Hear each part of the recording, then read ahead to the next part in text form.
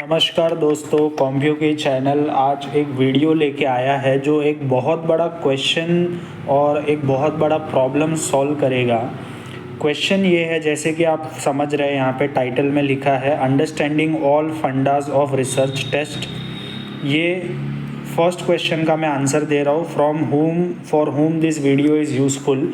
ये वीडियो उन initial researchers के लिए और उन फैकल्टीज़ के लिए ज़रूरी है जिन्होंने हाल फिलहाल में ही एकेडमिक्स ज्वाइन की है और अपना नेट सेट वगैरह का एग्ज़ाम क्लियर किया है और जो पीएचडी में पीएचडी करना चाहते हैं, रिसर्च में कंट्रीब्यूट करना चाहते हैं। लेकिन प्रॉब्लम ये आती है कि हमको ये नहीं पता होता कि शुरुआत कहाँ से करें। हम ये तो पढ़ लेते हैं कि प्रोबेबिलिटी टेस्ट, नॉन प्रोबेबिलिटी क्या होता है, टाइप्स ऑफ सैम्पलिंग। हम ये तो पढ़ लेते हैं कि पैरामीट्रिक और नॉन पैरामीट्रिक क्या होता है। हम ये तो पढ़ लेते हैं कि उसके अंदर कौन कौन से अलग अलग टेस्ट्स आते हैं। लेकिन हमें ये नहीं समझ में आता कि हमें किस तरीके से किस जगह पर कौन सा टेस्ट अप्लाई करना है ताकि हम रिसर्च कर सकें। तो आज का ये जो वीडियो है वो इसी का आंसर देगा।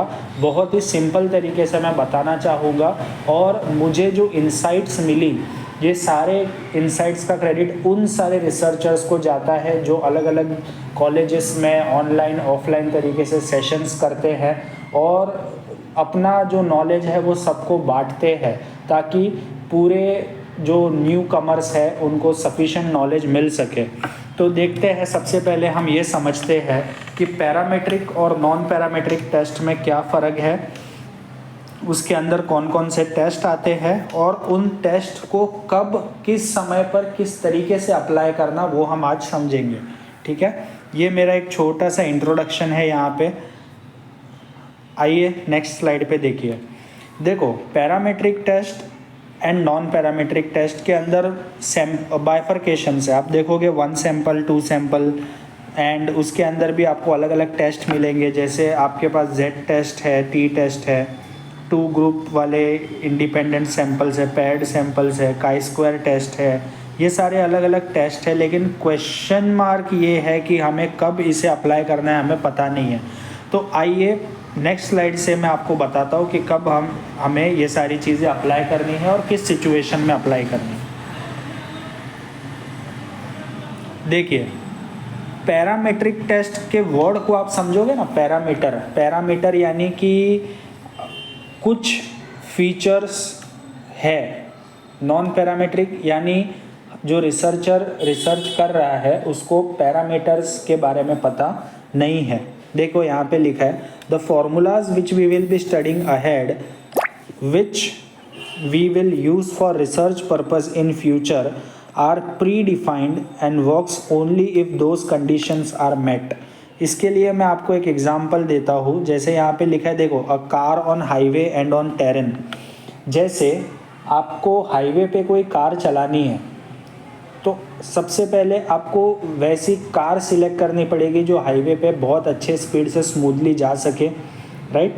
उसके बाद आपको ये डिसाइड करना है कि उस कार के अंदर क्या क्या लुब्रिकेशंस या किस टाइप के पेट्रोल की ज़रूरत है या डीजल की ज़रूरत है जिससे वो आराम से चले बिना किसी झिझक के। तो अगर हम रिसर्चर की बात करें तो सबसे पहले आपको कार सिलेक्ट करनी है, यानी आपको आपके क्वेश्चन के बेस पे, क्वेश्चन क्या है कि प्रॉब्लम क्या है कि आपको हाईवे पे कार चलानी है।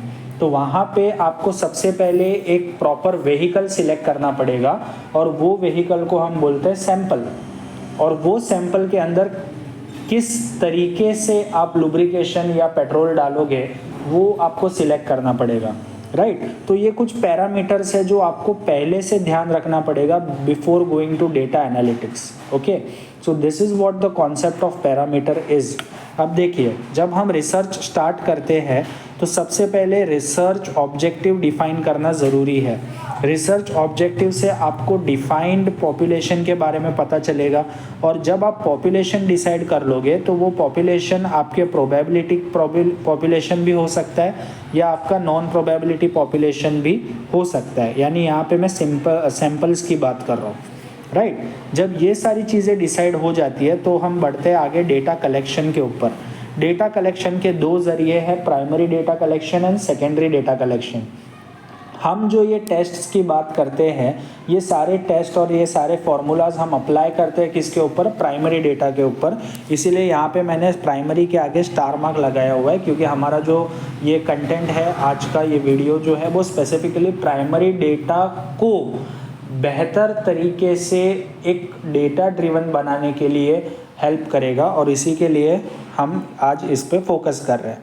ओके, अब देखिए सेकेंड पैराग्राफ पढ़िए। So to apply those formulas we have to make such an environment whether this tools will work smoothly and we get result we desire, right. तो हमें क्या करना है कि कोई भी सैंपल का डेटा आपने कलेक्ट किया, वो डेटा के अंदर हमें कुछ उसके फीचर्स देखने हैं। अगर वो फीचर्स प्री डिफाइंड है, यानी आपको पता है कि जैसे एक एग्जांपल ले लीजिए, क्लास की एग्जांपल, वो क्लास में 25 स्टूडेंट्स हैं और वो 25 स्टूडेंट्स जो है वो सेम एज के हैं, वो जो 25 स्टूडेंट्स है उनकी स्टडी सेम है, वो 25 स्टूडेंट्स जो है उनका माइंडसेट, जो साइकोलॉजी हम बोलते हैं एक बच्चों की, वो सेम है। इसका मतलब क्या कि आपको अपने सैंपल के बारे में कुछ पैरामीटर्स या कुछ फीचर्स ऑलरेडी पता है।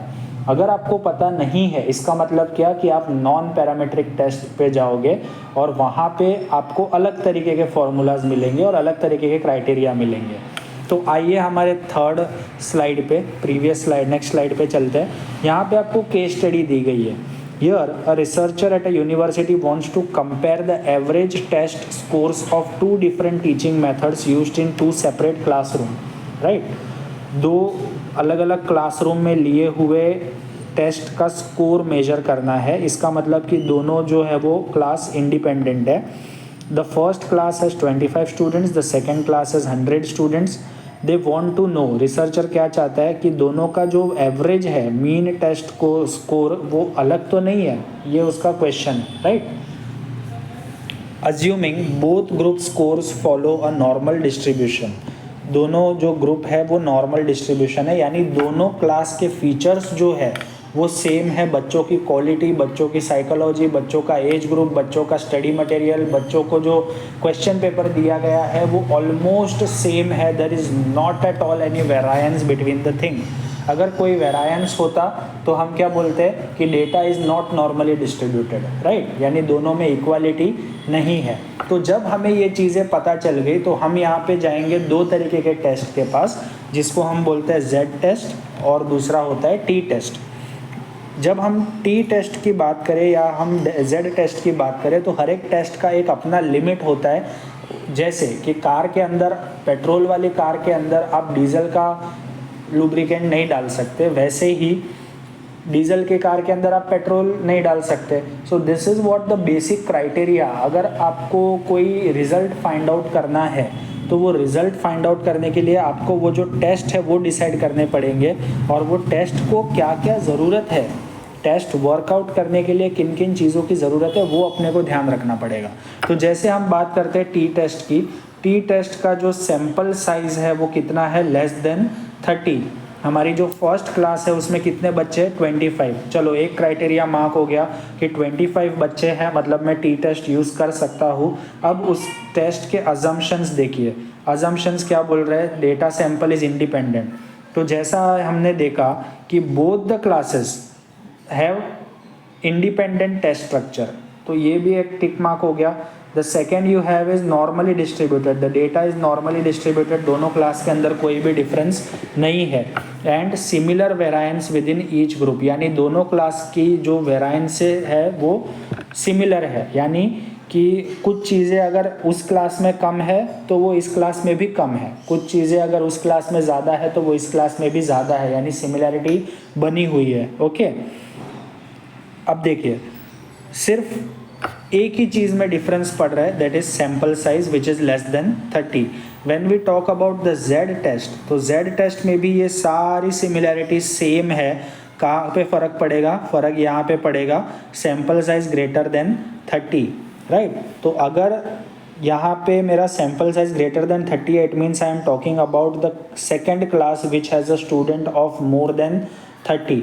सो यहाँ पे आप समझ रहे हो कैसे अप्लाई करना है? आपको अप्लाई ऐसे करना है ये सारा फॉर्मूलाज कि हर एक सिचुएशन के कुछ क्राइटेरियाज है, अगर आप उस तरीके से वो क्राइटेरियाज फुलफिल करते हो तो आप इजीली वो फंडा या वो फॉर्मूला अप्लाई करके डेटा को एनालाइज कर सकते हो और उससे आपको जो भी रिजल्ट मिलेगा वो आपके कंक्लूजन को डिफाइन करेगा, राइट। तो सबसे पहले हमें हमारा जो सैंपल है उस सैंपल का फीचर्स फाइंड आउट करना है और जो हमारे फॉर्मूलाज है, अलग अलग टेस्ट जो है वो टेस्ट की रिक्वायरमेंट्स क्या है वो फाइंड आउट करना है।